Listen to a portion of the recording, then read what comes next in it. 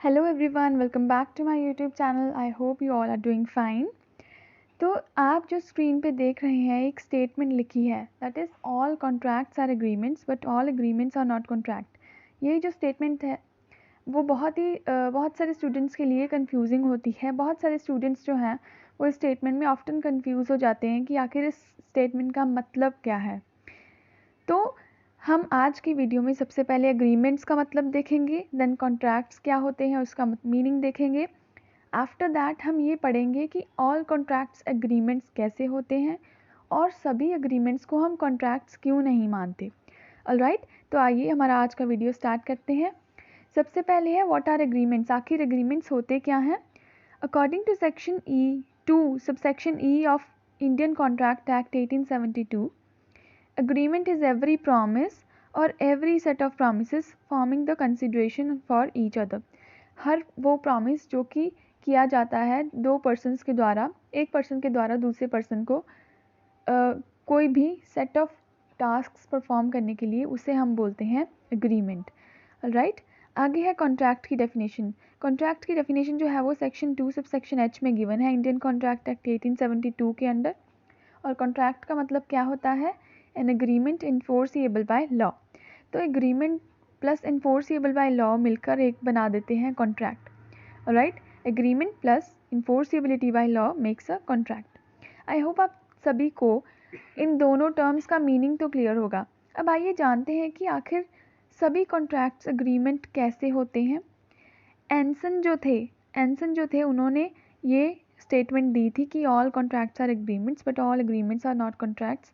उनके अकॉर्डिंग हर कॉन्ट्रैक्ट जो है वो सबसे पहले एग्रीमेंट ही होता है, और जब वो एक लीगल फॉर्म ले लेता है तब वो अल्टीमेटली एक कॉन्ट्रैक्ट बन जाता है। यानी कि every contract is an agreement first. Her agreement जो है सबसे पहले वो हर कॉन्ट्रैक्ट जो है सबसे पहले वो एक एग्रीमेंट होता है। For example, cloud of smoke बनने के लिए, धुआं उड़ने के लिए सबसे पहले फायर का होना ज़रूरी है ना, जैसे वैसे ही कॉन्ट्रैक्ट बनने के लिए एक अग्रीमेंट का होना ज़रूरी है। लास्ट लाइन में लिखा है that without agreement a contract is never formed. आगे आइए देखते हैं कि आखिर सभी एग्रीमेंट्स को हम कॉन्ट्रैक्ट्स क्यों नहीं मानते। क्योंकि एग्रीमेंट जो है वो एक वाइडर टर्म है। एग्रीमेंट में दोनों लीगल प्लस इलीगल जो कॉन्ट्रैक्ट्स हैं वो शामिल होते हैं, एग्रीमेंट्स हैं जो शामिल होते हैं। कॉन्ट्रैक्ट जो है वो सिर्फ एक सबसेट है, यानी कि सिर्फ एक पार्ट है एग्रीमेंट्स का। An agreement to become valid होने के लिए उसे लीगल इन्फोर्सिबिलिटी को राइज देना होगा, यानी कि उसे लीगली इन्फोर्सिएबल होना होगा कॉन्ट्रैक्ट बनने के लिए एक एग्रीमेंट को। If an agreement is incompetent in creating a legal obligation, अगर एक अग्रीमेंट लीगल ऑब्लिगेशन नहीं क्रिएट कर रहा दूसरे पर्सन के ऊपर तो वो कॉन्ट्रैक्ट नहीं है। यही मेन डिफरेंस है एग्रीमेंट्स और कॉन्ट्रैक्ट्स में, कि जो एग्रीमेंट्स है ना वो दोनों इलीगल और लीगल हो सकते हैं, but contracts can only be legal once, right, जो कि इन्फोर्सिएबल होंगे थ्रू लॉ। आइए डायग्रामेटिक रिप्रेजेंटेशन देखते हैं इसकी। अब फर्स्ट डायग्राम में जो लिखा है ये डिपिक्ट कर रहा है that contract is just a subset of agreements and every contract is an agreement. So all contracts are agreements. Alright, second जो स्टेटमेंट है इसमें ये बताया गया है कि जो कॉन्ट्रैक्ट्स हैं वो सबसेट हैं एग्रीमेंट्स का, क्योंकि एग्रीमेंट्स जो है उसमें नॉट एनफोर्सिएबल बाय लॉ वाला एग्रीमेंट्स भी कवर होते हैं and agreements enforceable by law वाले भी कवर होते हैं।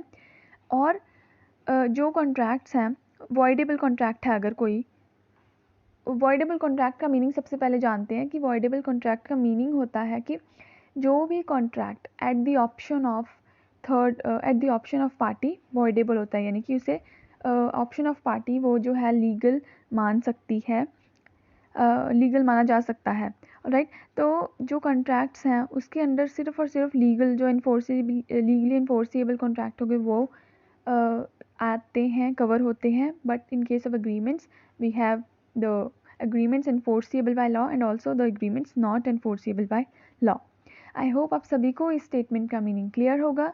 इन case you have any query you can drop your queries in the comment section. Thank you so much for watching.